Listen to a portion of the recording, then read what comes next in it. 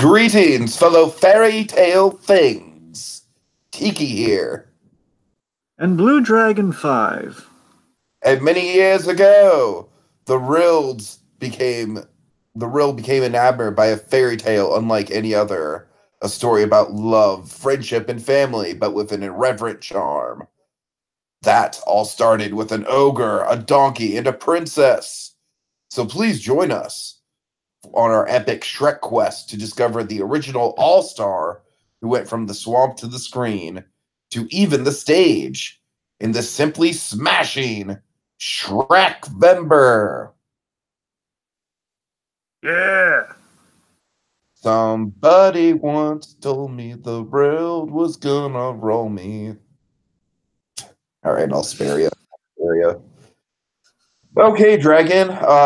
So we're talking about Shrek. So this is happening. This is a thing. A whole Yeah. month of Shrek.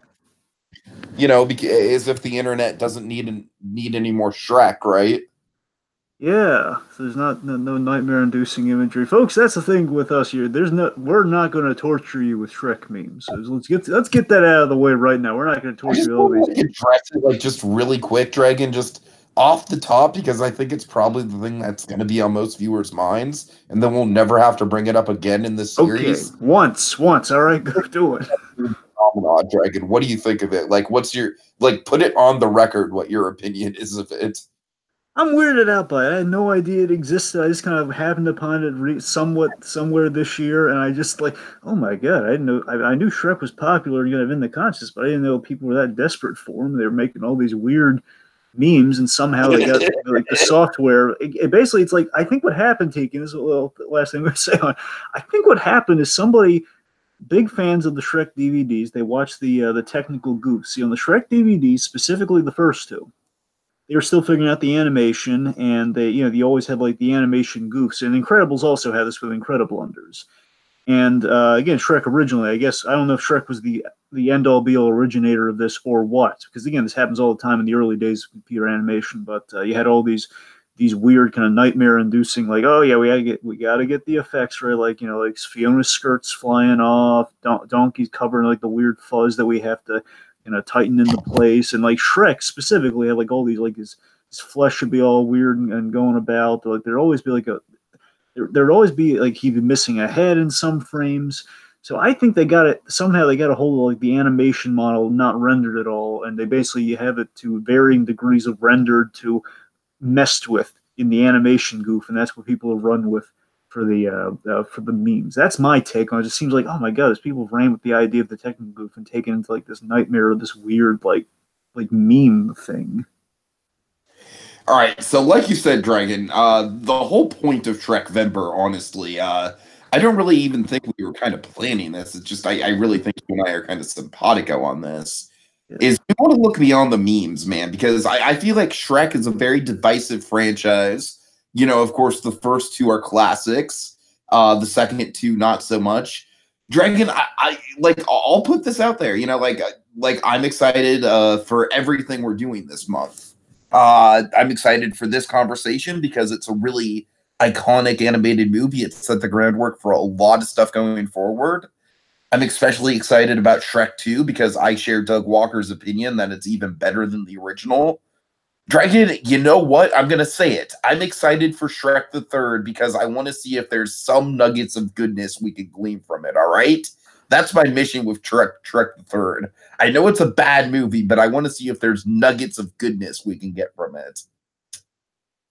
And honestly, folks, just to kind of put it out there as a kind of a little tease for the future of ShrekVember, I've actually never seen the final Shrek movie. What's it called, Dragon? The final chapter?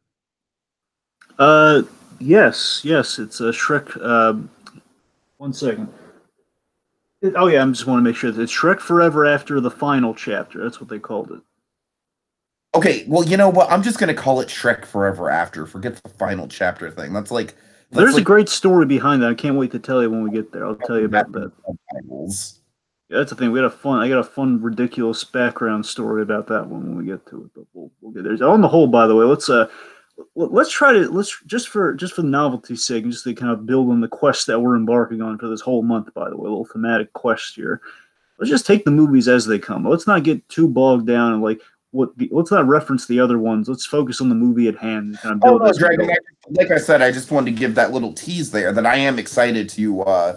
There is that one Shrek movie that I've never seen yet. So, like I said, I kind of wanted to kind of, you know, I agree. We'll focus on this movie in particular, but I don't know. I think there is some novelty in the fact that I'm going in blind to a movie that's been out for a number of years. Absolutely. Anyways, All right. the fifth one in our Shrek month, you'll just have to wait to find out, folks. And that one I have not really seen from start to finish, so we'll see how that one goes for me. All right. All right. I guess on the whole, Shrek Dragon. I mean, my God, my God. yeah. I don't even know where to start with this. This is like podcasting Everest right here. Well, first of all, let me just acknowledge because we got sidetracked the meme thing, as I was saying. This is that. Yeah, I'm amazed that we never. I think we brought up Shrek here and there, and I actually had to ask you, like, wait, have we never talked about Shrek? Have we never like covered the at least the first two? It's just nope. Yeah, we've never done a podcast on the original movie. We've never done a podcast on the series. This is fresh new material for us. Yeah. Dragon, I was in fifth grade when Shrek launched, all right? So I was like the perfect age demographic for this. And I gotta tell you, that fifth grade year, man, the quotes, it was magical, all right? It was magical. Like we're talking like SpongeBob season 1 and 2 levels of just like, like the quotes were just a wildfire. Yep, I mean Dana Carvey, of course, in Master of the Skies. Of course, there's a lot of like Shrek was all over the place for a while in the culture, and you couldn't like throw a rock and not see Shrek being brought up. And I just remember being very intrigued by this like quirky little fairy tale movie that DreamWorks was doing. The animation I remember definitely impressed me right from the start, from the from the moment I saw the character designs. It all looked very fluid, very realistic and crisp for the time. And I was just, I was very intrigued by it. But Dragon, I had no idea, like it's hard to tell with these things. But looking at the original poster, which is the image we have right here, it like you would have guessed that this would be like such a big phenomenon that like it's so big that it's kind of broken a certain subsect of the internet in its popularity. Yeah. So I don't know, man. Like I said, it's just like the only thing I have in terms of nostalgia. It was, it was definitely one of those movies where as soon as you saw it on the schoolyard, it's just a wildfire of quotes just hit. And Dragon, I remember it was kind of one of those mind-blowing movies. It was like I would kind of like almost liken it to like a Monster Squad or something like that, where like, oh my God, they say hell and damn and jackass in the movie. You know what I mean? Like it was kind of a game changer in that regard. It's just like, kind of like opened up our vocabulary a little bit there. I don't know, man. There's just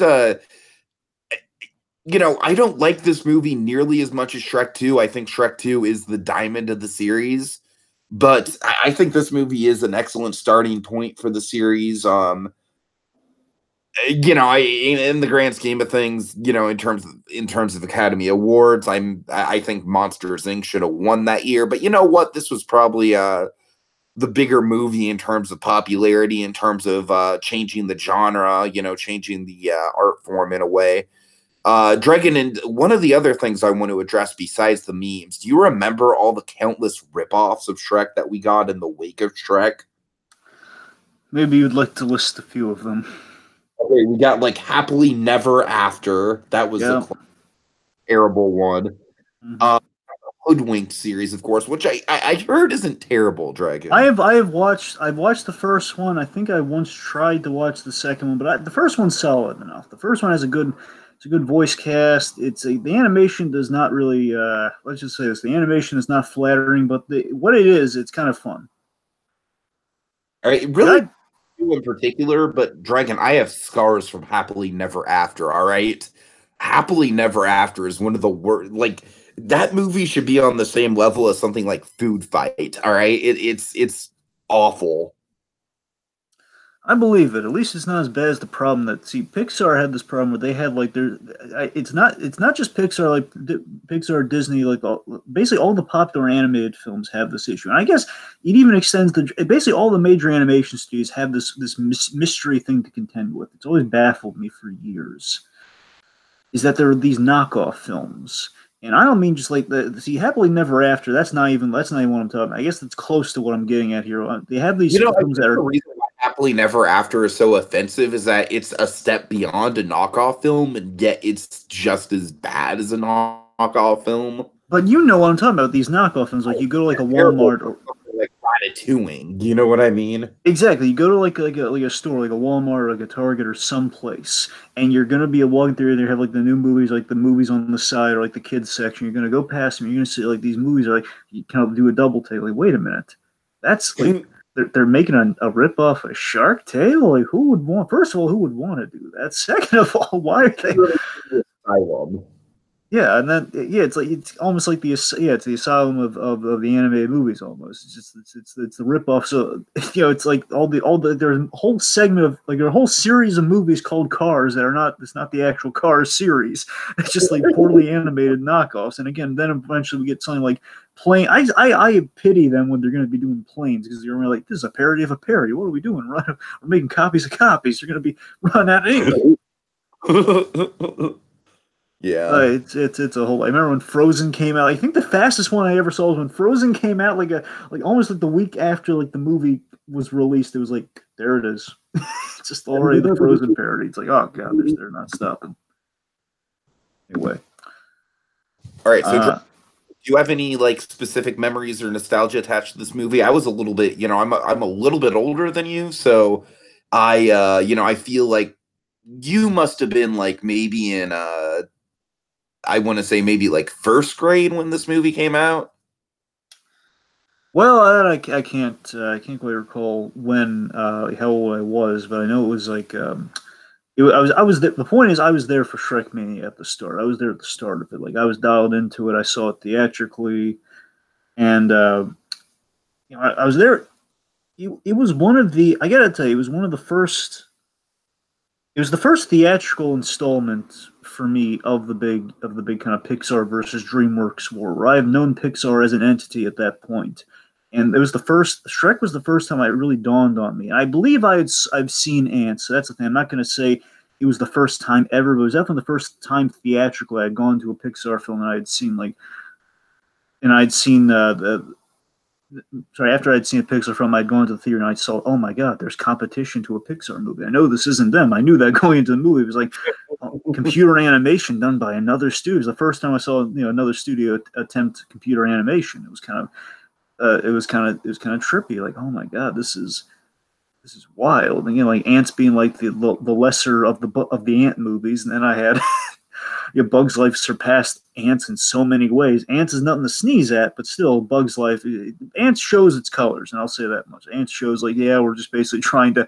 It's the professional version of like we're trying to compete. We're trying to rip the other animation studio off. It's so. It's so. Ants is more cynical, Mm-hmm. and I like that about Ants. Like Ants has a hard edge to it that Bugs Life simply doesn't have. Like Ants isn't bad, but it's like one of those movies where I have baggage with Ants, and I can put aside that baggage. But by the same token, I still feel some of that baggage you can see in the end product. Looking at it years back, I mean, basically years later, looking at it again, you can kind of see like, yeah, some of these choices are made just to get to the end of the movie versus like telling the story. Where they're not allowing the story to blossom. They're just trying to get a product out there and just try to kind of compete with another ant related movie, trying to surpass it before the other one gets done. So they're not really thinking things through. But again, I don't want to turn this all ants conversation. My point is, I saw Shrek and it was like something that it was like the first time I was seeing like an anime movie that wasn't just trying to compete with another one. It was just like, okay, this is like something really wild, really different. Like, okay, ogres, fairy tales, but in computer animation. This is really interesting.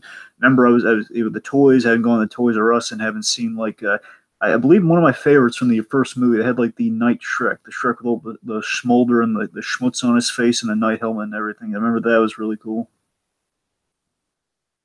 Mm-hmm.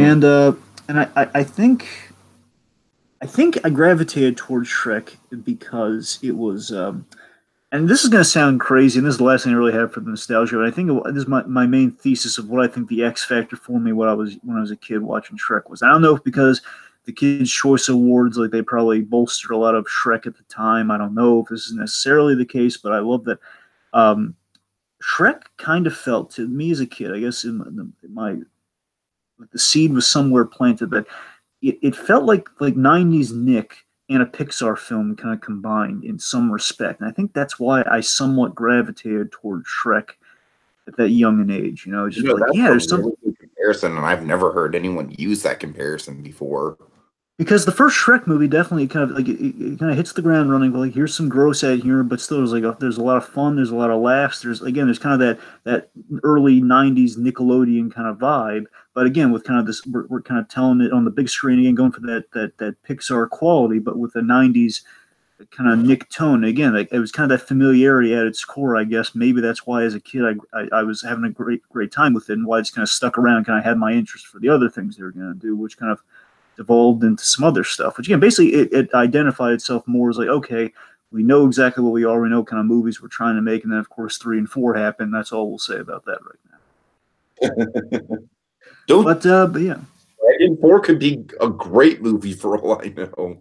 Well, well, I don't want to spoil anything for you. You'll see when you get there. I know nothing about Four Dragon. I know it's like I know it's got Rumpelstiltskin in it, and there's like some bizarre like It's a Wonderful Lifetime time travel thing in it. I know There, nothing about four. there are some surprises in 4, and that's all I'll say. There are some surprises in 4. All right. All right.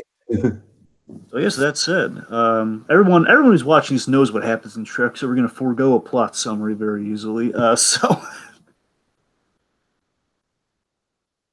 I guess that would bring us to the background, correct? Yeah. Get into it. All right, I'm going to rock you with this, folks. I'm going to keep it nice and simple here. Okay, so Shrek has been in the works since 1991 because in 1990 a book came out, a book called Shrek, and basically the Shrek movies are based, in fact, on a children's book by, I believe I'm pronouncing his last name right, it's William Steig or Steg, William Steg.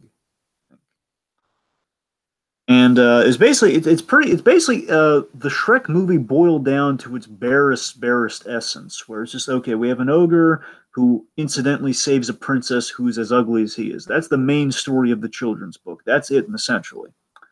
From what I recall, I never read that once. It was like years later. Like again, when Shrek came out, I looked. Oh my god, it's based on a book. So I looked into. It, was like, oh wow, I did not see that coming.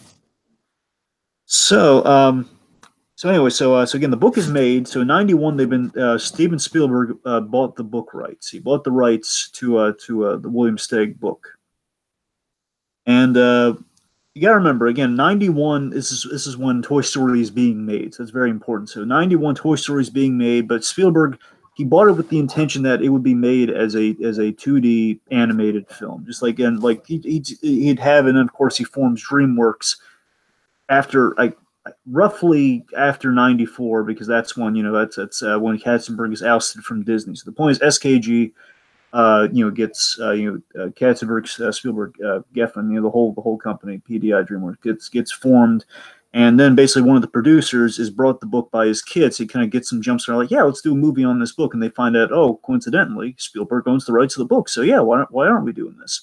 And DreamWorks in its early stages, Ants notwithstanding, Ants was them in a direct response to Toy Story and the success of computer animation. But DreamWorks, in the meantime, was competing with Disney with all the 2D animated movies. Hence your Prince of Egypt, your El Dorados, your Sinbad, all of that.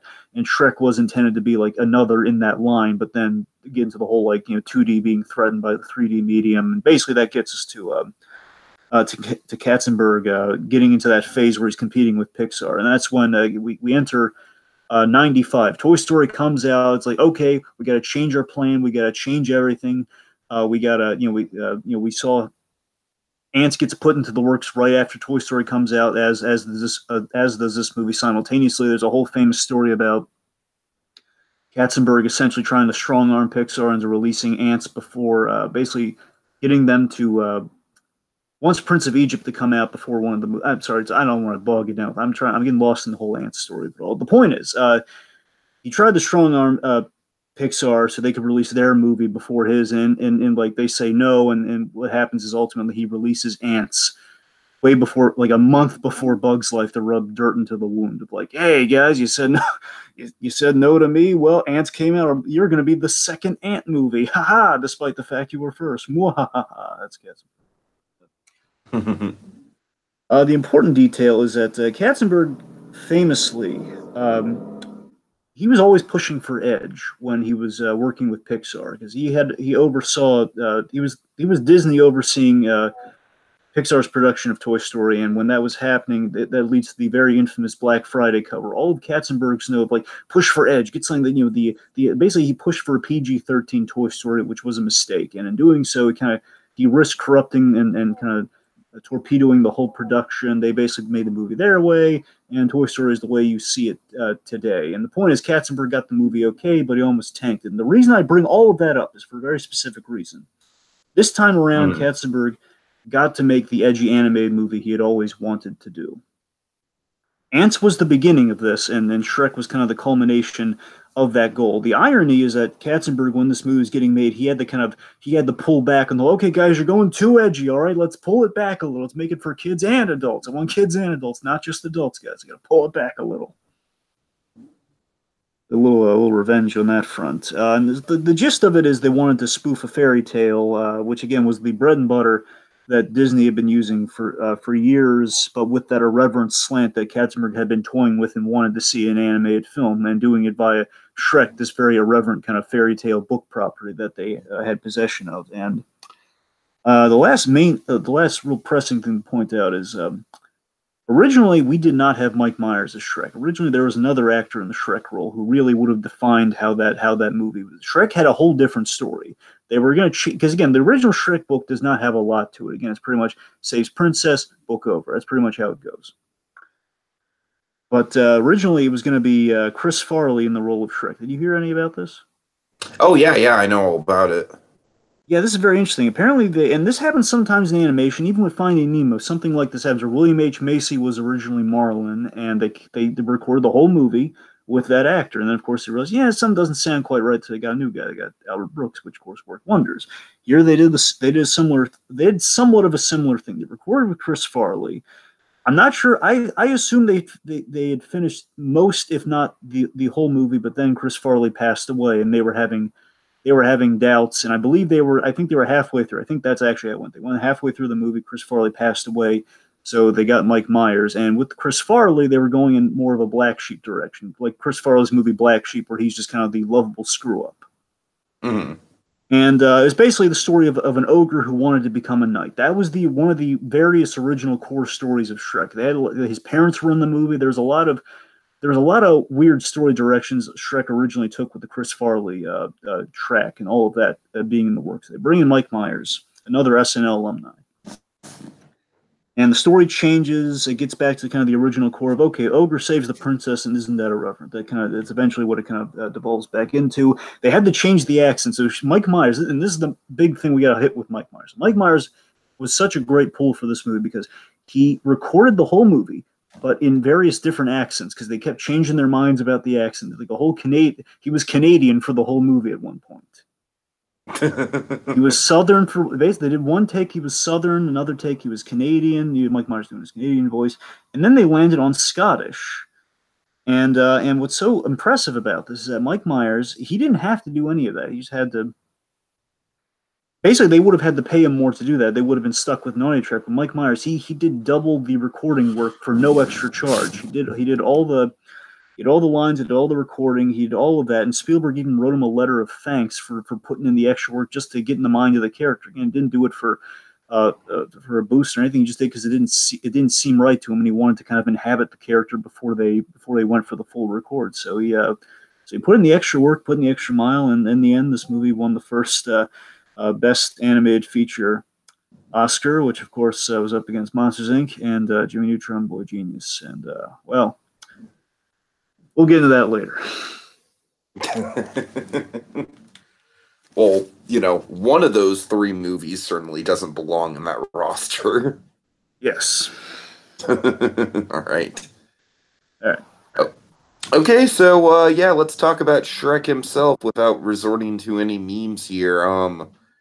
I just the Scottish accent is what really sells me on this dragon. It's it's definitely the performance that Mike Myers gives. I think that Shrek is he was a cultural icon for a reason because I think he very much represented the everyman, the everyman who this might be getting into the layers a little bit here, but it was very much a kind of a deconstruction, almost like a Homer Simpson style, like, even better than Homer Simpson almost, just kind of like he wants to be left alone. He's, kind of keeps to himself, but at the end of the day, he has a big heart. It's like these aren't really major character tropes that we haven't seen before, but the way that we get them delivered is certainly makes for an all-star performance, pun intended. Yeah, he Shrek is a character. I mean, Shrek, he's the outcast who's accepted, his life as a loner. Yet there's a sadness there, and there's an underplayed sadness that we get to see kind of talked about. Basically, Donkey throughout the course of the movie kind of gets to the root of why he's bummed out, like what Shrek's really feeling. Because again, we play Shrek again very. I think what separates him from a lot of what we've seen before with that type of character, Tiki, from like a beast-like character, like we've seen in Beauty and the Beast or something, kind of that classic kind of like the the loner, the outcast who's he's a monster and all that stuff. I think the reason Shrek stands out amongst the crowd is that he's a guy you we see he's a guy who doesn't want to talk about his feelings. Not just he's not like too monstrous to talk about his feelings. Just he's alone. He doesn't want to get into it. It's just we see that recognizable humanity in him. And he's just these and I don't know. I think that's something that always kind of jumps. I think that's the subconscious reason that we all kind of gravitate towards Shrek because we're all like that at some level. We all bask in our own loneliness to an extent. We don't. Some of us aren't lucky enough to kind of have that other person to bounce that thing, like a donkey like figure to bounce these thoughts off of. And again, it's like Shrek. I, Something interesting rewatching Shrek after a while is that I love that he lives in the symbol of his isolation. He's an ogre an ogre in his swamp. Like the swamp is like a representation of him being an ogre and what he is, and that he's content to be like he's content being who he is, but it's a lonely life to live. And again, like he's more than happy going around the swamp as we see at the start of the movie. Like he's content. He's a happy guy, which usually is not what we see No, I'm before glad that. you're mentioning this because yeah, he does take amusement in like scaring the villagers, for instance. It's almost become kind of like a happy routine for him at this point. Like grab your torches and pitchforks. Exactly. I mean that's the thing. Like he's just kind of accepted his fate in life. But again, there's some regrets, but he's not instantly voicing those regrets or like having like a big grudge. And the fact that we trust this character to have that under the surface, and that's like the X factor of Shrek, is that the guy's no pun intended. Okay, little pun intended. He's got layers to him. He does. But I mean, that's the thing. I mean, take it just as big and formidable as Shrek is. He's vulnerable with with human problems. With the human problems. Like look at Shrek in this movie. Look at the arc of Shrek here. Like Shrek, he's very again as ogre like as he is. He's vulnerable with human problems, and that he falls in love. He puts himself out there. He's he goes through some big heartbreak in the movie. Again, it's through some ridiculous circumstances, but he goes through heartbreak. And importantly, I think the big thing about Shrek is that he gets proactive by the end of this movie. He's a very proactive character.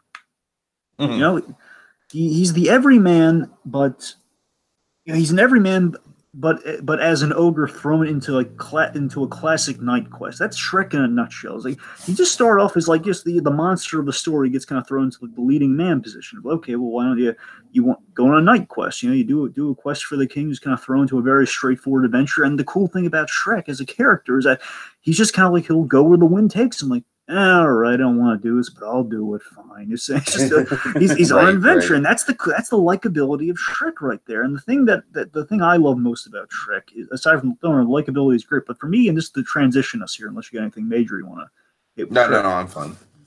I love his friendship with Donkey. That's the reason I keep coming back to the Shrek movies. I love the friendship. Uh, he forges with Donkey, that whole dynamic, and the moment again, just to talk about one of my favorite scenes in the whole movie, especially on a rewatch, one of my favorites. The really, really moment. Now, out of context, that's going to sound strange, I'm sure, but there's this beautiful moment, and I'm going to praise this when we get to pros and cons later on. But let me put it to you this way: when Shrek first meets Donkey, they basically had the initial thing of like, okay, Shrek doesn't want to hang around this blathering donkey for the whole movie. He doesn't want to. He's trying to put his hand over his mouth, and the donkey just keeps talking, and he doesn't stop. And Shrek tries to scare him again. It's really great character animation if you rewatch it. It's really great character animation where he just kind of like Donkey just keeps on talking. And he just kind of looks up, and Donkey just like, wow, that was really scary. And Shrek's just posing this question, like, wait a minute, you're not scared? I'm a big ugly ogre. I'm all these horrible things, and that doesn't bother you?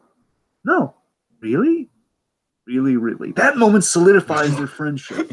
And that's why I love that bond right there. It's the fact that Tiki, it's what happens right after that moment.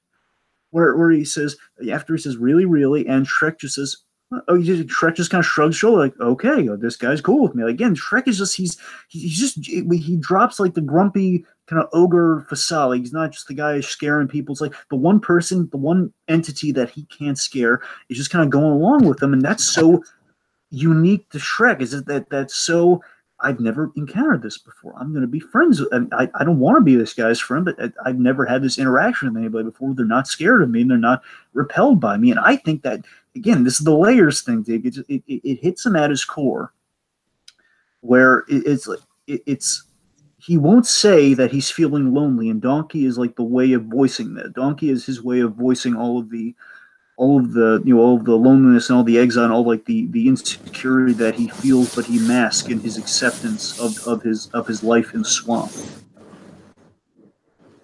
Yeah, and that's all very interesting. What do you think of the character design on Donkey? The fact that it's just blatantly Eddie Murphy's face. Well, I've always heard the old adage has been that they always videotape the actors when they do the animation, and they basically work. That just kind of incidentally happens when they're animating, because they're animating the motions and the facial animation, but they're not necessarily modeling it off of the character, off of. No. I think with Donkey, it's an intentional model. I think it's possible, but I don't know. I know. Here's the thing, TK. I know one thing. I know that for one of the characters in this movie, they did model him off of somebody, but it wasn't the actor. We'll get there. We'll get there. It's kind of funny, but this thing, it remarkably looks like Donkey remarkably looks like Eddie Murphy. Yes, but I really think that's just character. I think it's good character animation. I don't know. I think it's coincidental, but I don't know if you're wrong. Though. I think you. It's out of our hands, sort of thing. Like, I don't know. I think an animator might have done it, but not told anybody. Maybe that's the case. I think that's my favorite Donkey moment is the parfait rant. Yeah, the parfait rant is quite hilarious. You don't like parfait? Everybody like parfait. Napkin because tissue because my mouth is watering so much thought about parfaits. Dragon, I'm pretty sure around the same time that Shrek came out, McDonald's actually introduced parfaits just to capitalize on that. Yes, and everybody rode Shrek on saying, "Oh, you're so commercial, plugging the parfait." Where it just happened. I like the parfait, man. It wasn't. McDonald's was riding the wave, not the other way around. You had Dairy. I think Dairy Queen was like the big. I think Dairy Queen might have had a direct thing with DreamWorks. I think. Well, you know what, Dragon? Have you seen all the merchandising around the freaking abysmal Grinch movie that I'm not going to see? There's something I can't tell you here, but I was watching something on TV today that literally just like it broke the fourth wall practically, hit me on the head with, "Hey, you know how you're feeling about the Grinch? It's right on this show." It's like they literally called it out like verbatim what it was. It was hilarious. Oh my god, it's like everybody's thoughts on the Grinch in like a moment on television. So topical. God. But more on that later. But no. This I get what you're talking about though. Yeah, we have it wasn't as bad as it is today. You're right. No, it really wasn't. Of course, Tiki, the mind-bending thing, and, well, we should save this for later, but I'll touch on it very, very lightly. Because I don't know when we would bring it up necessarily. So trippy when you realize that Shrek currently, last I heard in official capacity, is that You know, NBC Universal. You know, they essentially they purchased, if not co-owned, DreamWorks, which means Shrek is basically the same creative teams are working together now Uh-huh. with the Shrek franchise. You know, the Despicable Me guys, they're going to be working on the Shrek reboot that is oncoming. Interesting, interesting. I'm not quite. Man, Illumination they're just pros at cranking out 6 out of 10 animated movies, aren't they? That's what I'm saying. It's so strange. It's All right. Anyway, but yes, like I their think. movies are never awful, but their movies are never great either. Well, again, some of the Despicable Me's I disagree with, but let's anyway. All right. Then I'm sorry. Fiona or anything else about Donkey?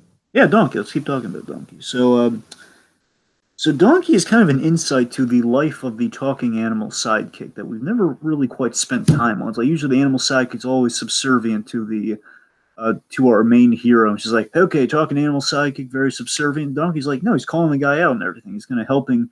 It's a talking animal sidekick with his own opinions. Mm-hmm. I think he brings a lot of strength to the Shrek arc because again he's peeling away the layers, which I think is very key for what Shrek needs to go through. He doesn't have that person to bounce his ideas off of, and again that person that Shrek can let his guard down around because he's never had to talk to anybody in his life, at least for the most part in his life. And I feel like that's one of the quaint things about the original Shrek movie is that it basically takes place over what is essentially a long weekend. Yeah, And so I feel like we get to see that relationship develop, like, obviously not in real time, but you know what I mean? Kind of like how a relationship would develop over the course of like 3 day time span. yeah, and that's the really cool thing about the movie too. I think all the relationships do seem really natural. I think they all really do kind of form in that time span, which is really cool. Mm-hmm. And I guess again, they have kind of like an odd couple dynamic. You know, Donkey's very chatty and observational. Shrek is just very direct, and he's very kind of just very everything turned inward. And I like that. And here's kind of a fun reversal. Well, let's talk about the bridge scene here. We got to talk about the bridge scene. Of course, we have this really spectacular, fun scene on the bridge where they have to go to the Dragon Guard castle, and there's this really rickety bridge, and Donkey's very afraid of crossing the bridge. And as we all would be, as I would be, at the very least, I wouldn't cross that thing. Are you nuts? Lava underneath that thing, and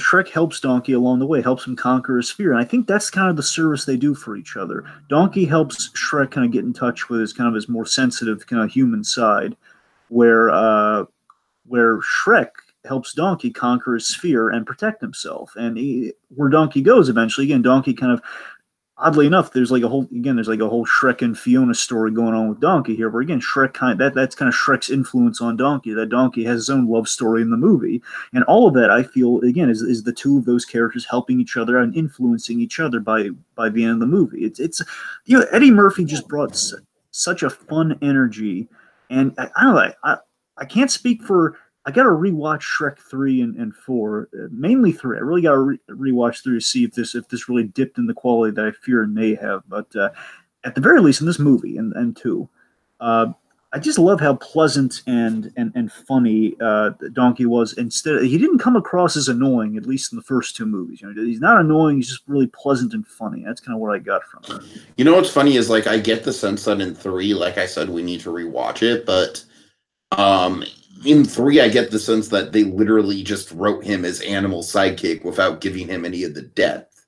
Yeah, more on that later. Yes. Uh So, I mean, yeah. So Donkey again was probably the X factor for the movie because Donkey's obviously the most popular character in the franchise. I think that's well, short of a little baked good, but I think Donkey's one of the most popular characters in the franchise. At the very least, I mean, he's easily the most quotable. That's the better way of putting it. He's definitely the most quotable character in the franchise. Yes, I'd go with that. So a lot of fun with Donkey. Again, we could spend a lot of time just reciting, like, like, I'm making waffles. I'm making waffles. Again, I remember I listened to the commentary for Shrek, and that, again, it caught like wildfire. And again, so you watch Sonic again, it pops up everywhere. I remember when I watched Master of the Skies, which is a movie that does not hold up one iota. By the way, if anyone watches that again, just does not hold up one iota. You've been warned. Dana Carvey doing his impression, which again is so funny given the fact that Dana Carvey and Mike Myers have worked together for worked together on Wayne's World. It's so trippy when you watch. It's like, yeah, that makes sense. He'd be imitating him. It's kind of funny. He's imitating a Mike Myers character. It's quite funny. Like, we're making waffles. He's bringing it back. Okay, so let's speaking a little bit about Fiona. Let's talk about her. Yeah, so I mean, obviously, do you want to get full spoilers with it? Because I feel like that's the best way to approach it. Yeah, sure. Yeah, let's go full spoilers. Yeah. All right. I mean, just like if you haven't, she's an ogre, folks. Wow, she's cursed with an ogre. She turns into an ogre at night. Wow, as if anyone watching doesn't know that. Dragon, I love that twist, and I think that twist just elevates what could have just been like, a nice, funny, sassy, like generic love interest character. And instead, especially in this movie, because I gotta say, like, Fiona, she's definitely got her own thing going on in the other movies for sure. But like this movie in particular, you just get to see the vulnerability. And there's a lot of stuff with Fiona I really want to save for the layers category, because I feel like a lot of the big subtext behind this movie and the themes kind of lie in her character and her arc. Right. I like. Sorry, I'm still trying to phrase this here. I like the Outcast. Sorry, I'm kind of jumping ahead here. I've just now realized I think I put something here that's definitely best saved for the Okay. category. So forgive me if I'm finding myself a little here. Yes. It's a. I love that she has this expectation. I mean, Fiona on the whole, I think Cameron Diaz had a lot of fun with this role, and I think she really shaped this role. And I feel once she turns into an ogre, I think that's Cameron Diaz kind of in a comfort zone with that role. But I like that she kind of brought. There's a twofold nature to the role, and I like that there's enough there that again she's playing it.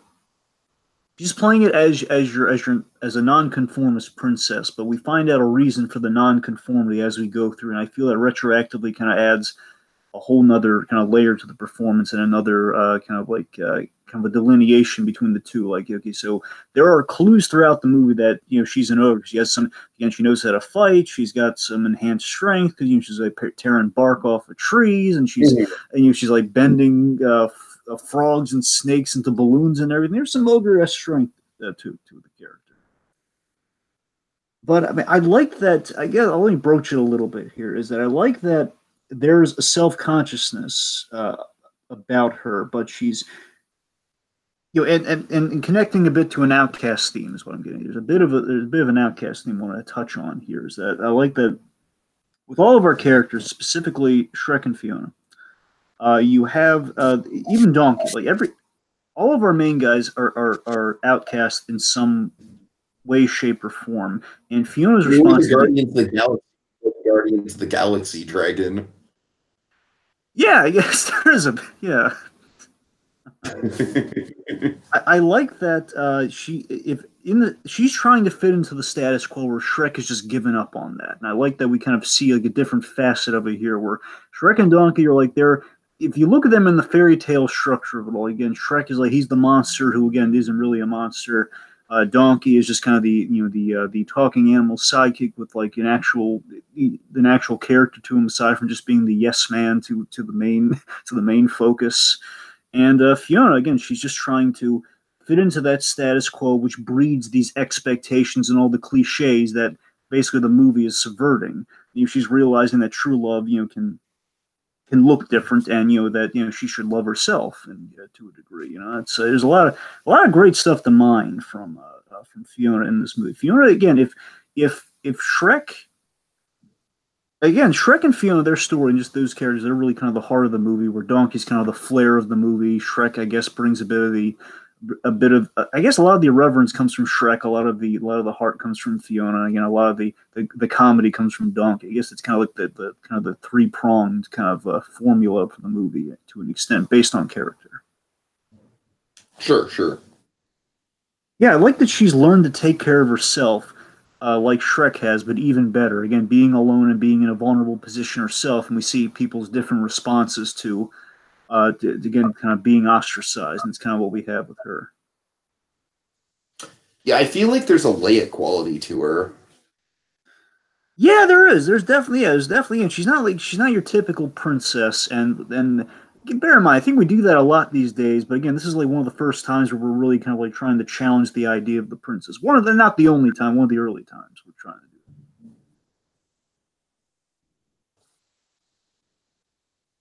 do it. Yeah. All right. Well, speaking of Fiona's circumstances, perhaps we should talk about it's kind of kept her away from people for a number of years. Let's talk about some of our side characters, starting with Dragon. Yeah, hey, you're in the movie, Dragon. Ah ha ha. All right. All right. So this was a big subversion, man. Yeah, the whole Dragon Guard Castle thing, we really turned this on its head in a great way. And again, Tiki, I feel out of a lot of the side characters don't get as much to do as they do in the later installments of Shrek here, but Dragon, on the other hand, I feel gets the most in her first appearance. Dragon, she first finding out that she's a she. I love that she kind of fits the perspective, the change in perspective that we have a lot of the characters in the movie. Like she kind of completes the whole the big subversion of the movie where she's kind of relegate herself to being the dragon, the role that's kind of been predestined for. She's the dragon guard. Like laying out her own Shrek story, essentially.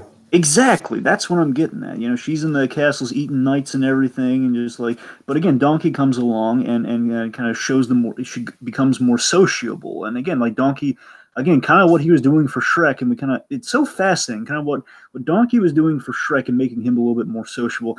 Donkey does this for again, someone else going on their own Shrek journey, their own isolation, their own kind of like predestined role, and Donkey kind of breaches the surface of that, and in the end forms like his own version of like a Shrek and Fiona relationship with the dragon. Oh man, very interesting.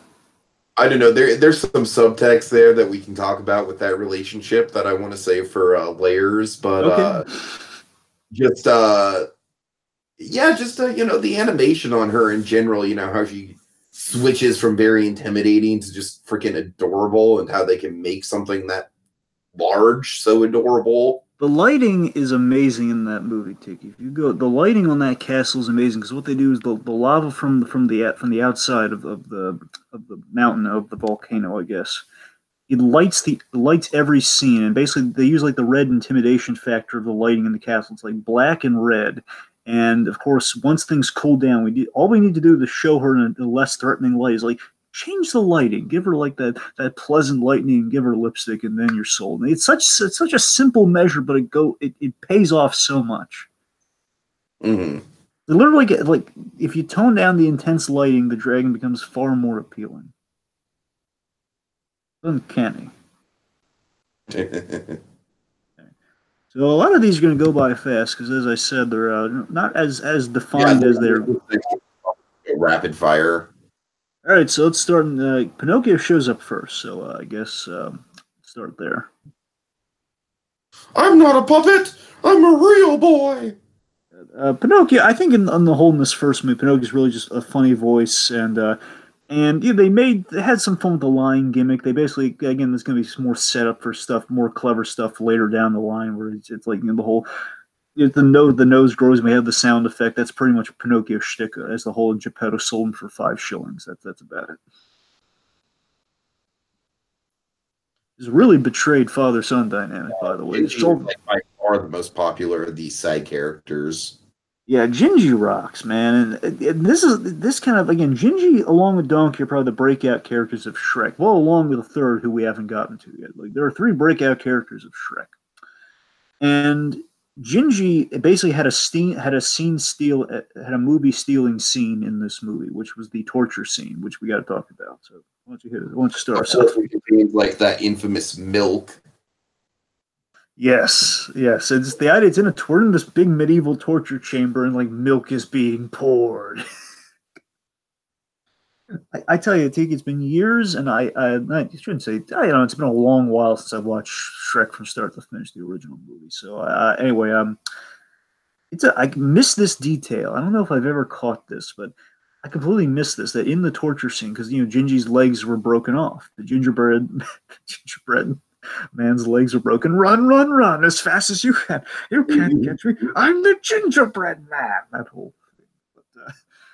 But the thing I didn't catch is that Farquaad he crushes one of Gingy's legs. Oh God! In the scene, because what he does, like he just throws one of his legs like around on the table, and the other one he has in his hand looks like he's gonna eat it for him. He just like crumbles it. He didn't even eat the gingerbread man's legs. That's so cruel. Like, you didn't even use him for his destined purpose, man. That's screwed up. But yeah, Gingy is just it's Conrad Vern doing a hilarious voice that just again like basically kind of made that character very memorable. And again, like, Gingy literally only has one scene in the movie, but it gets brought back at the end coda, not even with a line of dialogue. He's just kind of there. Uh-huh. He's so adorable, and we have this hilarious Muffin Man gag where basically Farquaad's interrogating a Gingy. The Muffin Man. It's just so ridiculous. The Muffin Man, who lives on Druid Lane. The Muffin Man. The Muffin Man. Oh boy, it's really it's funny. It still is, man. It makes no sense why we're literally. That's the thing. They're not saying anything really funny. They're just going through the nursery rhyme, but it's hilarious. It sounds funny. Just John Lithgow, this great Shakespearean trained actor, interrogating a cookie, and it's funny. And the thing that kills me, I think that at its core, Tika, this is the reason Gingy's endured, because Gingy was a tough cookie, no pun intended. He didn't break. Well, I mean, he broke, but you know what I mean. He said, "Don't tell him anything." Again, that was a tough cookie, man. I think that's why people remember that, like not the gumdrop buns, and the fact that he didn't break it. Just adding that whole "don't tell him anything" bit at the very end of his scene. Yeah, you're right. That was kind of like a. Like without that bit, do we even get as much Gingy as we do in the second movie? Because I'm not sure. At least we don't have Gingy as a tough guy. Because again, he kind of becomes like a tough guy or the ambition. Again, like Gingy developed a personality and ego, I think, based on that line. Because he was like, "Don't tell him anything." It's again, Conrad Vern. You really know how to make a character stick, and it's endured. It really has. Oh yeah, for sure. Then we have other characters that, again, don't have as much staple. Do you want to bring up the milk just really quick? You walk him through the milk. So basically, folks, the hardest thing to animate in this whole movie was the milk pouring. And Dragon, I don't know much about it. I don't know the details of how they actually, rendered it. But my God, I've heard horror stories about just the nightmare of that milk pouring. It's one of those things where it's the stories are still passed through the halls of different animation studios of the Shrek milk. The simple way of putting it, folks, at least the cryptic way of putting it, is pasteurization is not easy in animation. It really isn't. It's just there's liquid and then there's dairy, and it's really hard to sell dairy. But also, I heard the mud stuff was really difficult. What they did for the mud is that they had guys in rain slick. Being when Shrek is bathing at the start of the movie, and has like the mud and everything. Mud was hard to animate too. You gotta remember, again, it always bugs the crap in me that Ants gets the. Sorry, I don't know why I keep going. I keep going back to Ants because the whole computer generated thing. That's why I keep going back to Ants. But the point is, Ants is in the Guinness Book of World Records because it's the first computer animated movie with water in it, because they got moved up just a month before Bug's Life. Oh, God. It gets the record, and I bring that up because it did water, and by logic, then we get from water to mud. And again, mud a little bit more difficult, but still, they're kind of on the track from water to mud. Uh-huh. All right, so I guess moving past the milk, unless there's any, is there any other element of this scene we're missing that we like Felonious dunking him in the milk too, which is probably even more difficult. I think that's really Well, milk yeah, difficult. unless you wanted to just do like a whole beat by beat rundown of it, which we don't really have time to Yeah, do. we'll just press on. Yeah. All right, so these other ones are going to go by real quick. 'Cause basically, they're like a less memorable. Don't run. They're memorable. They're funny in that they stick out, but there's really not a lot to these characters aside from a funny voice. Because we have the three little pigs, pretty much like hilarious German voices. Yeah, yeah, yeah. We all the way home. Oh, one of my personal favorites is the wolf. Yeah, the wolf is funny, and I'm going to stretch it. I'm going to stretch it, Tig. I'm gonna reach here. Okay, I'm gonna reach like Mr. Fantastic. Oh God. So we have the idea of a wolf in drag, and but he's very casual. He's very accepting of himself, and I would stretch it to say the big bad wolf is also by extension kind of in the Shrek framework, where again Shrek is self-accepting of what he is, and he's very complacent. But he has no longing, he has no sadness. He is completely happy with who he is, and again, he's even found a way of being accepted by his pig friends. Because again, he's as we see in the later installments in the Shrek franchise, he's like their ride and everything. The wolf, the wolf Mhm. gets respect. The wolf gets credence for living his life, living his truth, you might say. All right, let's see. Well, real quick, the three blind mice. There we go. It's this. Yeah, the three blind mice just kill me. Just like they're very agile, but they're very agile but very daft. It's like they remind me a little bit of Mr. Muckle from the W.C. Fields routines, where it's like the blind man is just causing all this trouble and just having no idea of the damage they're causing.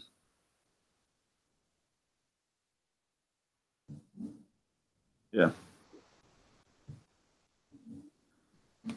What about the magic mirror being just the kind of like eternally trapped in game show host mode? I love the magic mirror so much. He's one of my favorites from the movie. Actually, I love. Chris Miller did the voice of Magic Mirror. Chris Of Miller course, is I'm there. sure you appreciate him in the pre-show and the ride.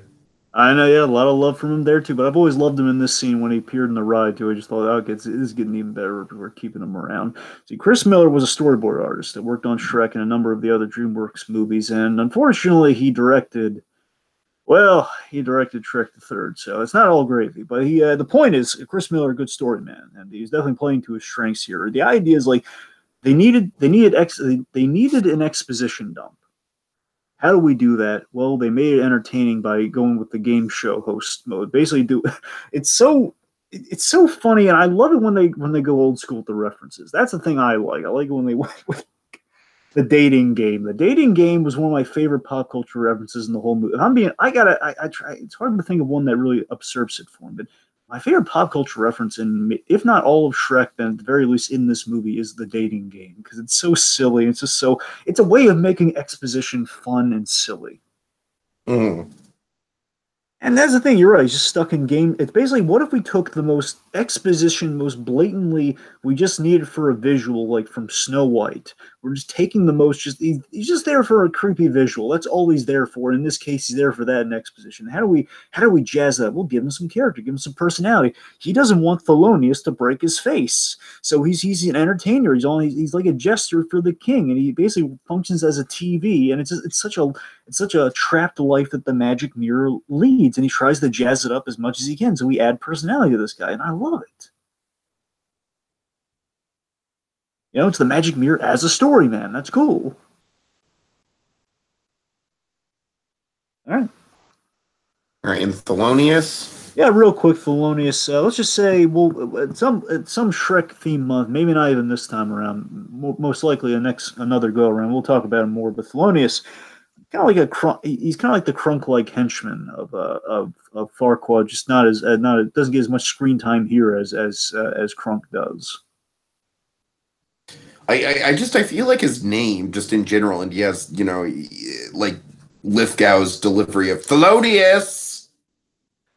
Yeah, and here's the thing I love about And right, what I said I feel like that's enough to kind of cement his presence in the movie. it is, but here's the only other thing I have to hit with Thelonious Tiki is that he's the one who picked Fiona. Because he said 3, and you can clearly see in that scene, he's the one like. Here's the funny thing: he's saying 3, but he's holding up 2 fingers because he's half-witted. But he's saying 3, sir, 3, and I think it's Farquaad. I'm gonna go Daredevil with this thing. I think it's like a Wesley dynamic that we don't know about here. I think it's like, he cares about what his main man has to say there. Okay, 3. I'm going with 3. I think that's why I picked 3. All right. All right. And then I guess that's it for the side characters, right? Yeah, let's talk about our big bad. Oh man, I wish there was like some way that this guy could have been in all 3 of the movies or all 4 of the movies, I guess. Good old Lord Farquaad, a giant. John Lithgow was just so entertaining. I feel like he really does kind of steal the show here. Lithgow, this is Lithgow a year or so, I don't know how many years it was pre-Dexter. It was like getting close to the Dexter point, though. It was, I want to say Dexter was like maybe like what, like 2007, 2008. It was like quite a while before Dexter. That's the thing. I don't know if it was I keep thinking Dexter was earlier than 2008. Like, that's the thing I don't know. But I think you're, yeah, it was like a few years before Dexter, at the very least. The point is, this Lithgow, like Lithgow had more hair during this movie. I saw an interview with Lithgow for the DVD for this thing. So it's like, oh yeah, it looks like an older version of the Harry and the Hendersons, John Lithgow. You know, it's like, yeah, it's. Anyway, but yeah, seriously, John Lithgow is an amazing actor, and the idea of John Lithgow giving this Shakespearean like the King, not King Lear, but the Richard III. He's giving like a Richard III performance, I guess. He's given like the scarred brother, that guy. Anyway, he's given a Shakespearean performance in. It's just he's giving this great dramatic Shakespearean performance, this big voice coming out of this small body in a comedy, and he's playing it straight. He's playing it without a sense of irony. He's playing it just that's again the scene with Gingy says everything you need to know about Farquaad, that he's a giant dealing with very silly things, and he doesn't get it, and it's funny. Yeah. And he makes up for his small stature with that bravado and that overcompensation, which is a funny running gag throughout the film as well. It's a little like, you think he's compensating for something. The Gingy scene, but as great of a standalone scene that is for the Gingy character, it's also a fantastic introduction for Farquaad. It is. It's a perfect introduction for Farquaad. Yeah. Again, we have this great thing where like he's walking into the room, we play with the size thing, and it's just like we reveal his size. Like, oh my god, he's so short. And I guess the idea about Farquaad is the fact that he's just like if he really wanted to put the initiative in, he could be a hero, right? Well, I kind of got it. My take on it was that we see that he wants to be king, and the only reason he wants to get married is for the technicality of being king. He has a big he has a big Napoleon complex, as in he just wants to conquer. He wants things. He wants everything to be perfect, and he wants Duloc, like his own personalized kingdom where he's faces. I think he's just an egomaniac who's a figurehead. I think that's real. He's a figurehead who wants to be the figurehead. He wants people to know that he. I feel like no, he couldn't be a hero. I don't think he could do his own dirty work. I just feel that he's the guy who delegates, but he wants people to think that he does his own work. He's deluded. Okay, what I'm saying is that like if he actually put the effort into like going on these quests that he's like holding, and that's like kind of the irony of it, right? Like he's kind of like he just expects everything to be handed to him. He just expects all this the kingdom stuff to just kind of naturally come his way, and all he needs to do is just like kind of go out, put his big boy pants on for life. And like if you would just face the dragon himself, you know what I mean? But I feel like that's the big irony of Farquaad. Maybe I'm just not voicing it like well enough. But you see what I'm saying though? I like that kind of the irony of that. It's like he's kind of like, by staging the tournament and by having the knight go after the princess instead of himself, he's kind of preparing his own doom in a way. He's kind of like leaving it up. He's leaving a lot of variables up in the air. I think I kind of get what you're saying. If I may interpret for a mere moment, I think what you're saying is Farquaad has all these resources. He's building like all of this stuff. Yet if he really put his mind to it, again, we're not saying that Farquaad, at least I don't think you're saying that Farquaad himself could slay the dragon, but I think you're saying that he, with the manpower he has and like all the precision that he has and all this, he's got all these guys, and if he were smart, he'd like lay like a whole army of knights to go after the dragon instead of one by one like all those other schmoes that just kind of died by the handfuls. That's what I'm saying. Yes, Dragon, he's a poor planner. And because of that, because of him like putting again all the provide and all the overcompensation, like the ceremony things, like all of you knights will battle each other, so you can do my dirty work for me. And in the end, again, he not doing his own work is what gets him eaten by the dragon that he should have faced directly in the first place. That's what you're saying, right? Yeah, exactly. Bingo.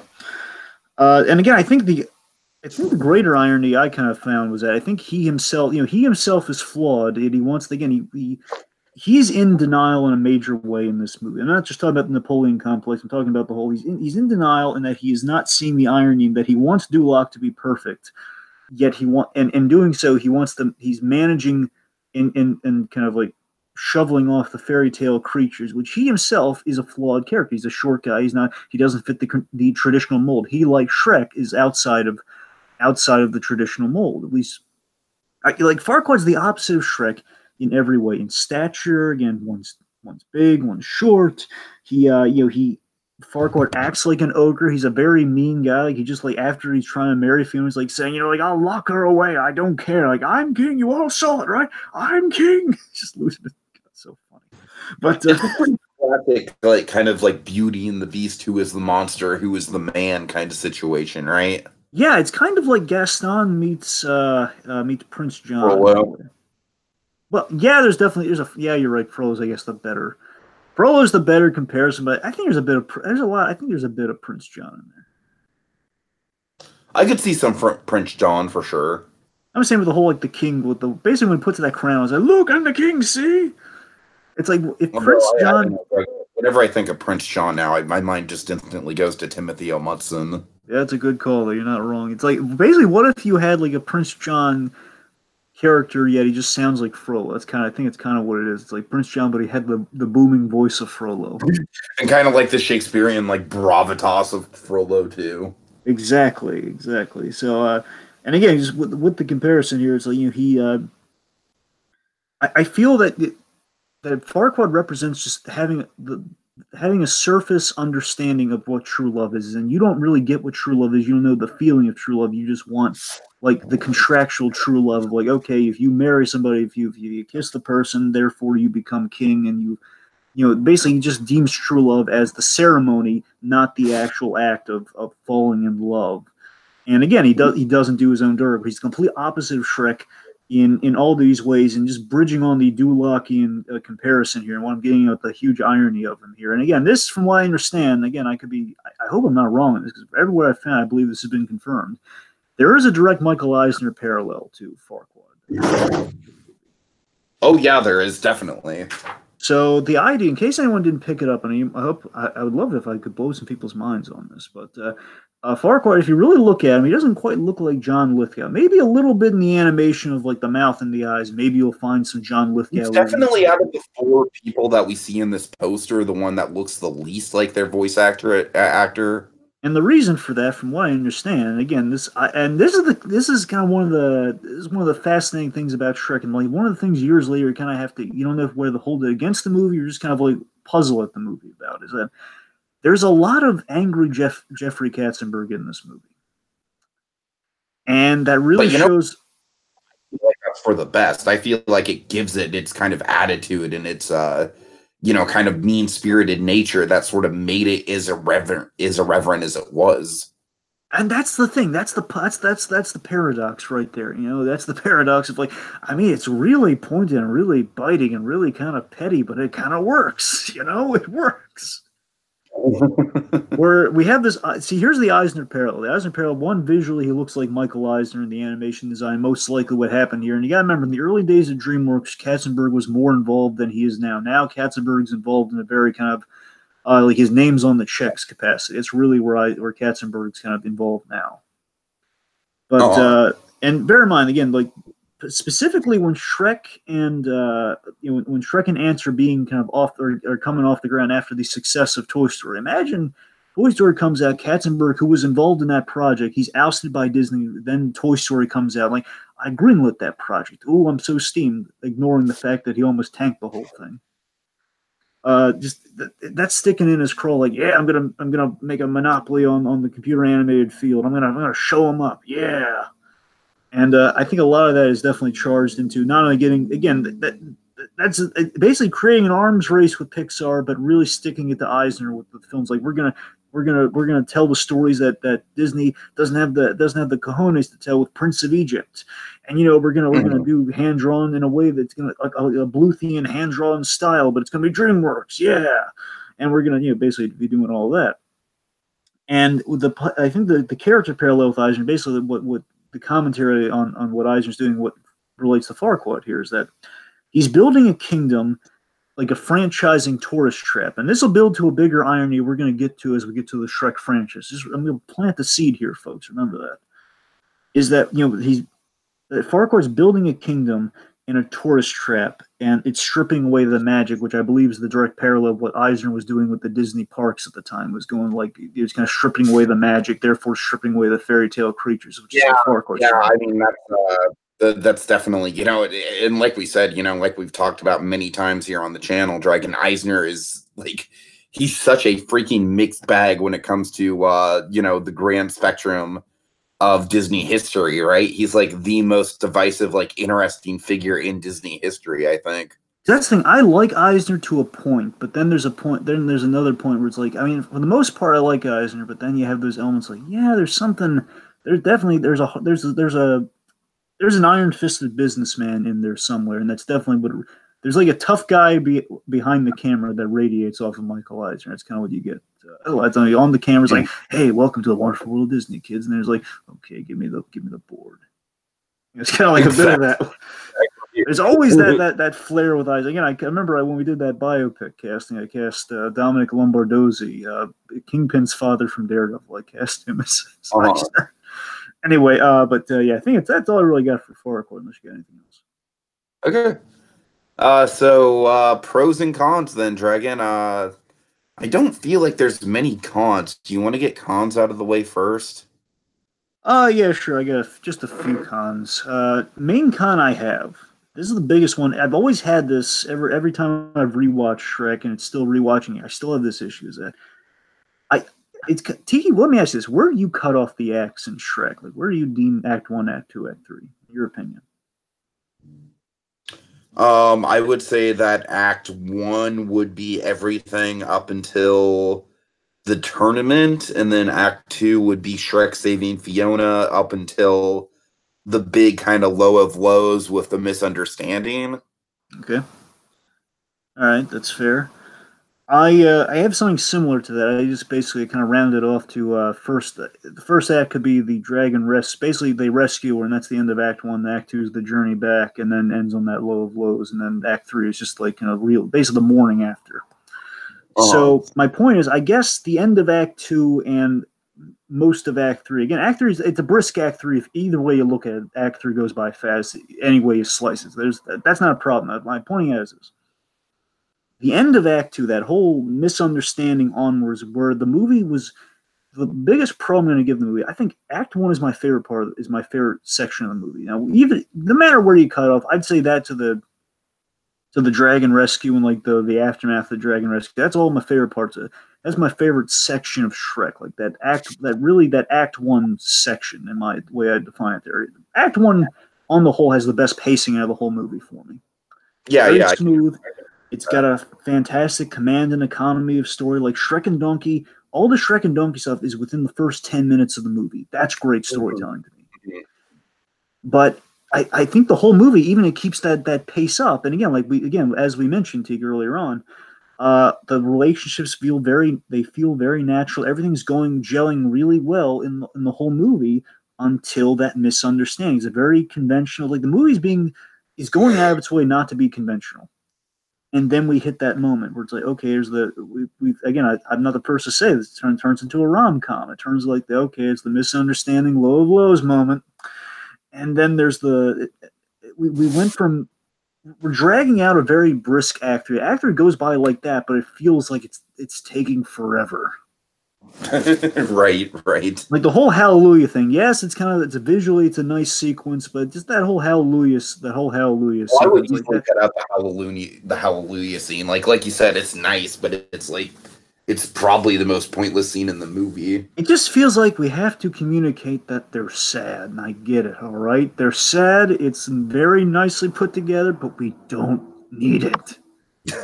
So basically, Act Three is kind of a drag. I mean, Act Three drags out, and basically from that misunderstanding onwards, that's the main story problem I have with the entire film. Beyond that, there are a little bit of quibble. Like the Robin Hood section's a little much. It's like, okay, I think we're showing off the Robin Hood section. The Robin Hood section, I feel like, is more iconic, though. Yeah, but mainly because hey, Fiona can take care of herself. That's the main takeaway, and that's cool. But it just feels like I think the whole dance number, the whole it just feels kind of weird. I don't know.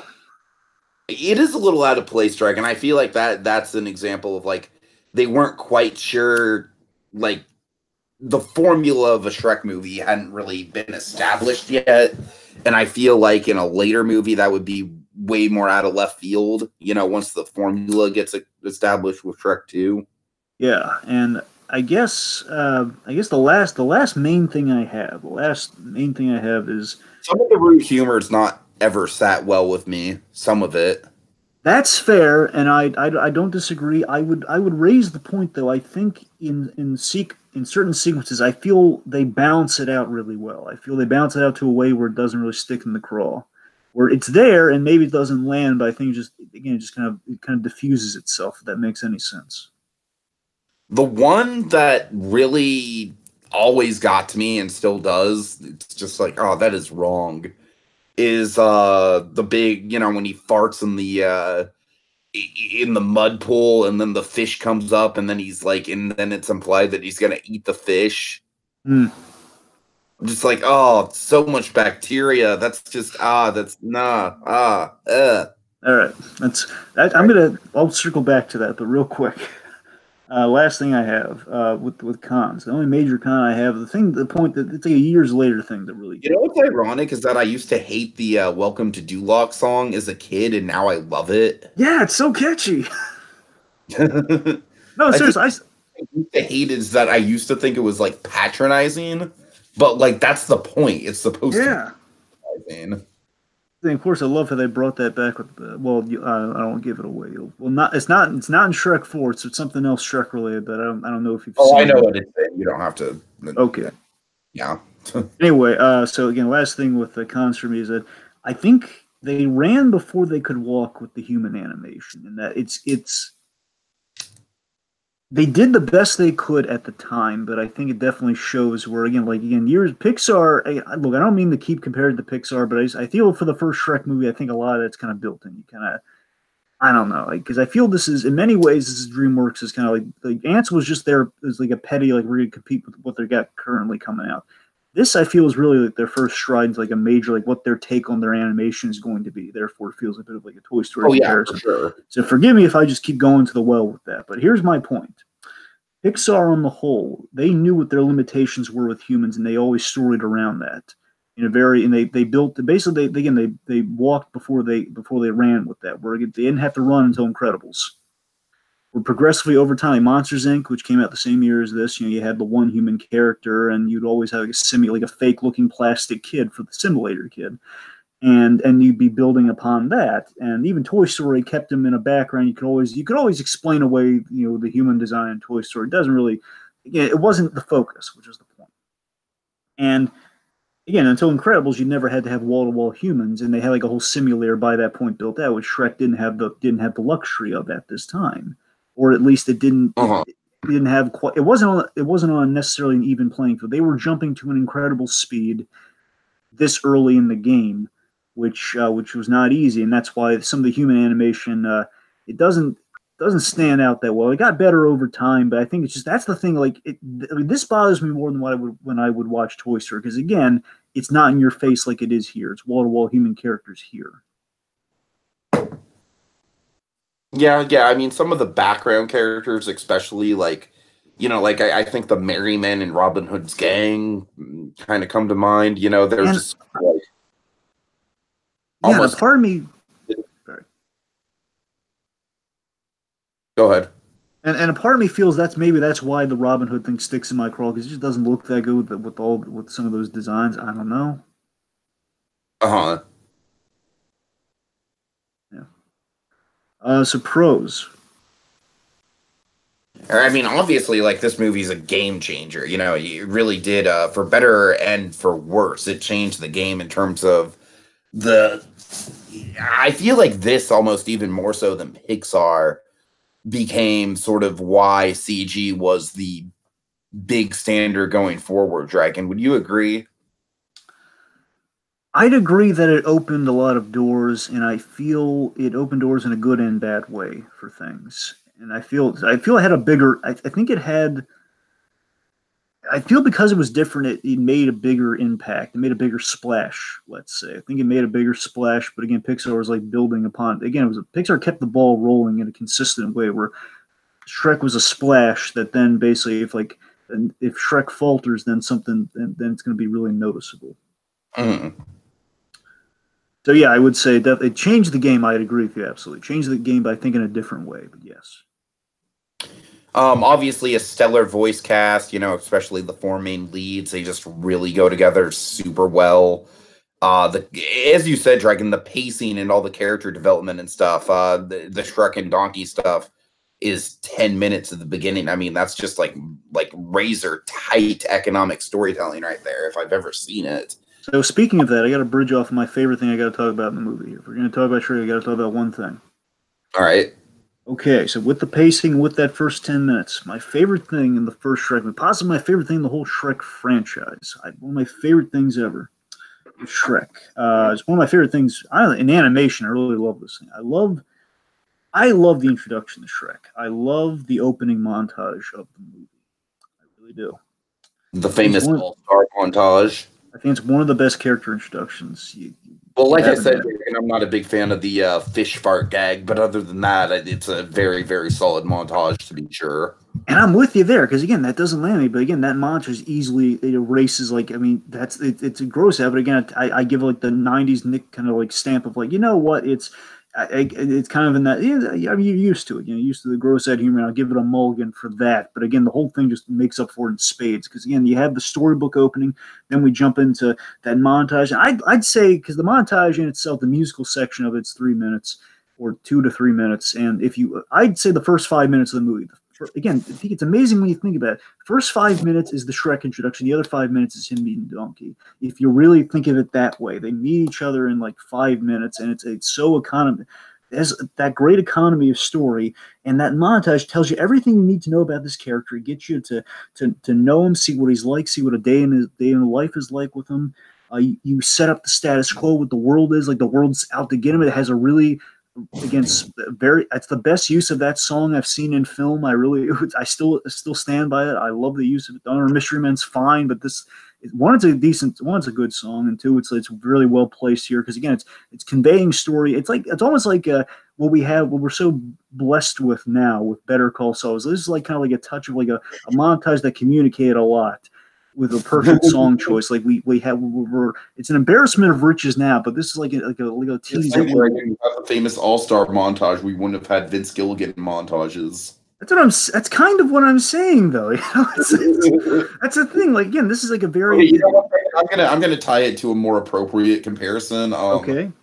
I think Guardians of the Galaxy is probably a better example. Yes, and that's the thing. Like again, it's example of those great character introduction and montages that we get, and it's exactly we don't get like a.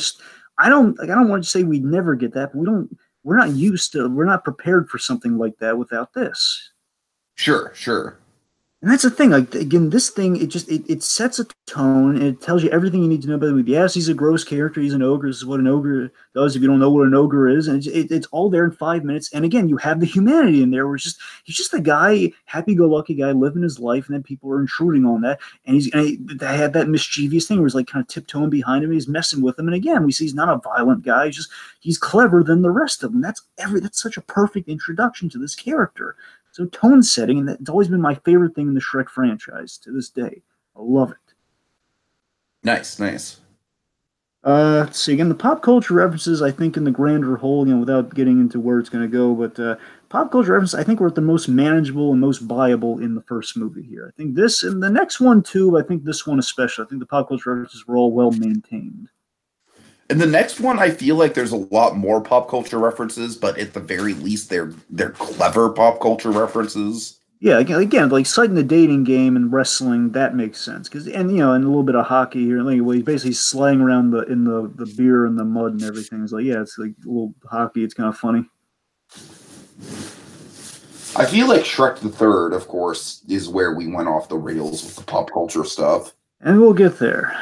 We'll get there. Yes, we will. Yes, we will. Of course, as I mentioned before, Shrek and Donkey's chemistry again. I'm sorry, you already mentioned it. With the whole movie is very well cast, very well performed. The Duloc stuff is hilarious. It's a clever commentary on commercialism and theme parks and the whole thing. And again, there's a great little seed to plant there for later when we get to more of the Shrek. Basically, with our next segment, we're going to cover a bit of like where Shrek is in the consciousness and as a property in itself. But we're going to get to that down the line, to say the least. But again, it's the Duloc stuff is really funny. Mm-hmm. Okay. Let's get anything major for pros left. No, I'm good. Okay, let's talk about the meat and potatoes here. So let's talk about again. Not just like. Well, you tell them what the segment is. Okay, let's get to the final segment of the episode: the layers of the onion. This is where we're going to touch on kind of the analytical and the thematic side of things. Also, where kind of Shrek is kind of settling in the consciousness at this point. We kind of touched on that a lot already, so we don't have to do it as much here, but definitely down the line, it's something we gotta put where is Shrek currently? Mm-hmm. All right, start us off.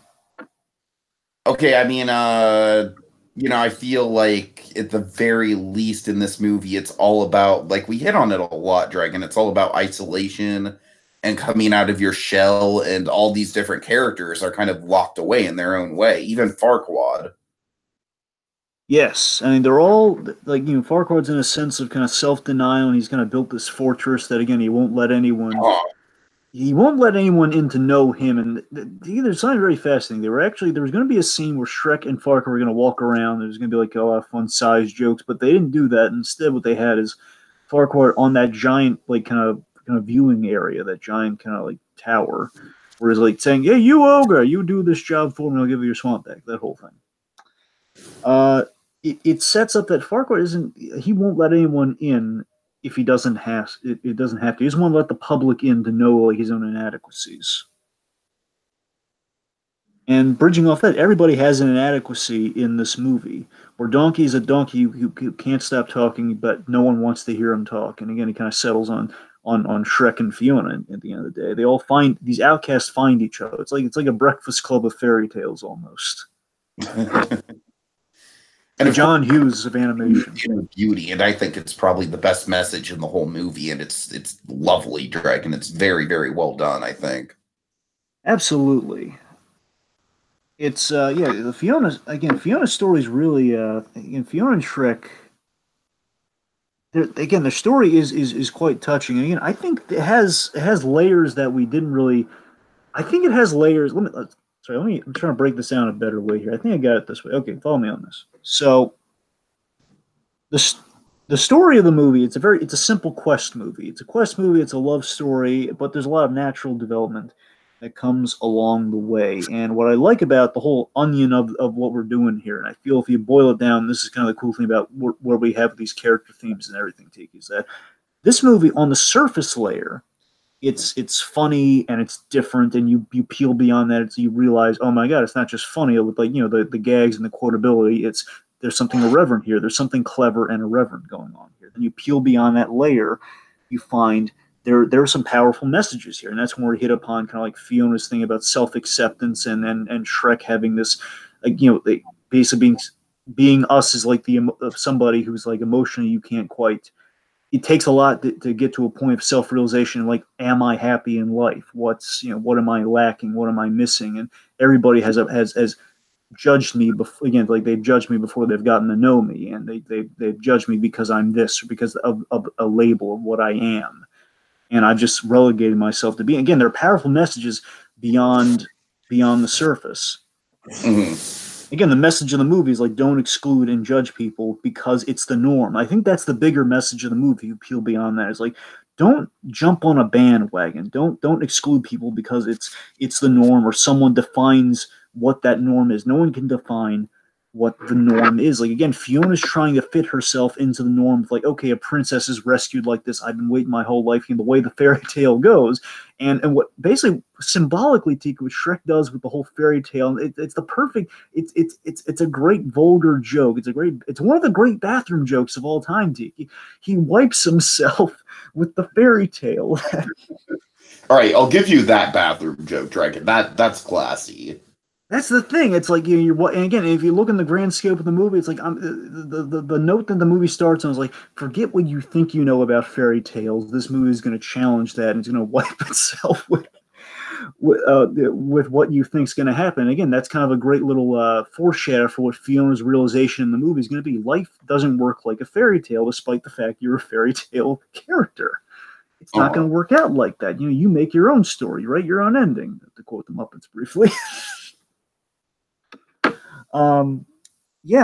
Speaking of the whole fairy tale angle, if I may, it's I love that it's not a biting. It's not a biting commentary. It's not entirely a biting commentary, but it's more of a what if. Like, again, there's a lot of you could look at it from the biting Disney angle, where again a lot of people have made I think people have jumped to the point of, hey, it's just making fun of Disney, ha ha ha. Or don't get me wrong, that's there, but I don't think it's not all. I don't think it's all cynical. Like I think the movie's saying like, the movie. Look, these fairy tales have been around before Disney. So what if we approached it in a different way, from from the monsters' point of view? And I'm not saying like that. This sort of thing hasn't been done ever, or will not be done in the future. But I mean, look at what we have years later from DreamWorks and from Disney. Think about it. We have things like Megamind and from Wreck-It Ralph that kind of redefine where our focus would be. We're kind of taking our villainous characters, our traditionally kind of our monster or beast-like characters, and we're approaching it from their side. And I'm not saying that we wouldn't be able to tell those stories. What I am saying is I think Shrek opened the door for an audience to be more receptive to those ideas, like being interested from a commercial side of wanting to see what that story would be like. I mean, that's, you're sold on like what those stories are, based on like that experience you had with Shrek. Am I making any sense with that? Yeah, for sure. I always thought that was interesting. Again, I think it's the kind of the layer of the movie as a whole I really wanted to broach with that. I mean, any other things thematically you think we really should? No, like I said, I think a big part of the movie is the fact that like you can't go around trying to be normal, because at the end of the day nobody's normal. And I mean, I'm sure people look. I'm not going to broach it here, but I'm not going to be. I'm going to give in here to what. I'm not going to get into a political aside, is what I'm saying here. But let's just say, because many people are going to instantly jump to that. I'm going to urge them not to. Just look at it from what it is, folks. Where Shrek wanted, after Shrek went on this journey to get all the fairy tale creatures out of his swamp. Again, the symbol of his isolation. Want to get everybody out of the swamp. He wanted to build a wall, and of course we have that great standoff scene between him and Donkey, where he's like building like this side of the swamp is mine, the other side is mine. Like, I save the princess, I get half the swamp. It's really good, like kind of Shrek wall takes on a whole different context nowadays, doesn't it, Dragon? Exactly. I'm just looking at from the intended context. I know. I completely get you. It's one of those things where it's like, in movies where it's like, oh, geez, well, there's no way they could have anticipated how this would look in almost 20 years. Exactly. And I mean, you could look, again, even if I'm not going to acknowledge it, but let's just say, again, even if you look at that way, I think a part of it might, I'm sure there's a message in there somewhere if you want to look at it, but looking at the intended effect, though, is looking at what it is in a base level, is that Shrek was isolating himself And in the end, what do we have at the very end of the movie? They're having the wedding reception in the swamp with all the characters. Like again, and from going forward in Shrek, he's allowed all of these characters. Again, he's allowed the fairy tale. He's allowed kind of the fairy tale side of himself. Like he's allowed the norm to mingle in the swamp. Like people have gotten over the initial skepticism and fear of the ogre, because again, Shrek made a very public stand against Farquhar. They got rid of this dictator against this this very this king-like figure that was kind of saying everybody was doing it the wrong way. The movie got rid of the condemning voice of the person justifying what the norm is. He was literally eaten by the dragon that he refused to face, that he himself just wouldn't do. And you take him out of the equation, and people are they're feeling free to not have to build walls, I guess. Hope that didn't come across in the wrong way, but you get what I'm saying, though, right? Just the point is like Shrek mingling with all the other guys. Just mingle with the other guys. That's all I'm saying there. No, anyway. Okay, so I guess final thoughts. Start us off. Yeah, I mean, what can you say about this movie that we haven't already said, Dragon? It's an iconic. I mean, it's I don't want to go as far as to say it's like Toy Story levels of iconic or important, but honestly, man, it's close. It really is. It's a much more irreverent kind of kind of Toy Story level success where it changed the game. It defined a genre. It's a big reason why hand drawn went out the window for better or for worse. It's I do think it has a lot of depth to it. I think it's as we were already discussing, I think it's got a lot of a lot of good thematic qualities to it. I think like I said, all the characters are just really tightly written, excellent pace to it, really tight storytelling, and there's a reason it became a classic. At the end of the day, Dragon, well, I think Monsters Inc. is probably the better movie. This is probably the more important movie of the two. So, I kind of agree with the Oscars in retrospect, honestly. Yeah, with the Oscar thing, I'll say because I was kind of teasing it up the whole time. See, here's the thing: the Oscar thing, I'm pretty simpatico with it. Is that Monsters Inc. Monsters Inc. deserved it, but Shrek did not deserve it. Like Shrek again, it was more for what it represented for the industry, and that's why it got it. And I get why it got it, but I just wish, like, come on. Here's the thing. I mean, Toy Story got the Special Achievement Oscar in the first place, and it's like they finally come up with an actual award for it, and Shrek gets it. But I mean, it's like, yeah, I get why it got it, but Monsters Inc. was so much better. Hey man, Jimmy Neutron didn't get it. Could you imagine if Jimmy Neutron somehow got it that year? I know the kid in me would have back then. I would have been yes without realizing what I was saying yes to, and then of course now, so at least I don't hate myself. If Jimmy Neutron got it, and I would have been like that, I would have hated myself today. So there's a little bit of a comfort that Jimmy Neutron did not get it. But in all seriousness, getting back to the point here. Yes, when you brought up Toy Story, there's that's the interesting what if of this movie is that again, we got to see what a movie with that irreverent edginess would be from Katzenberg, from something that Katzenberg was involved with, but again, reined in with, had creative people around him. Like, he wasn't calling all the shots like he was with Toy Story. And again, folks, just if anyone just thinks I have something against Katzenberg, you're half right. But my point is, my point is, Katzenberg's more of a mixed bag than Michael Eisner is. All right, that's my point. Michael Eisner, you like him or you don't. Katzenberg, that's a whole different ball game. My point is that I feel there were creative people that worked on this movie, people making the right calls. Maybe a touch too many directors, but again, it worked. The first two Shrek movies have a number of directors on them, but they both worked out really well. I mean, they knew their stuff. And I guess what I'm getting at is, like pushing for the edge. Like, Toy Story in itself is a little bit irreverent, but again, it didn't quite push it as much as Shrek did. And it kind of raises the question, like, if Katzenberg was reined in, maybe they could have pushed for more stuff like this. And in the end, he kind of got what he wanted with his name on the company, with DreamWorks. He kind of got that in the end. And just looking at the movie itself, this movie, it's something fun and special and was. I think it was like the last nostalgic work from the DreamWorks era, at least to me. I think it was the last good nostalgic work from DreamWorks. And I'm not saying Shrek 2 isn't good. What I'm saying is I feel like Shrek is kind of like the cutoff for the nostalgic point in DreamWorks, and then it kind of goes like just from this point forward, if that makes any sense. Like I feel like like El Dorado, I love El Dorado. I feel like there's no more. That's like that feels like it's from the nostalgic kind of beginnings of I mean, DreamWorks. just in terms of like my age, Dragon Shrek 2 came out in 2014 when I was or I'm sorry, not 2014. 2004. Yeah, 2004 when I was 14 years old. So that was like kind of like I was already a teenager, and I think I might have appreciated Shrek 2 even more because I was a teenager, honestly. We'll get to that when we get to that. But no, I think I get what you're saying in terms of the nostalgia. Like Shrek 2 is very much it's a fantastic movie, and I can't wait to revisit it. But there is kind of this magical quality to the original Shrek.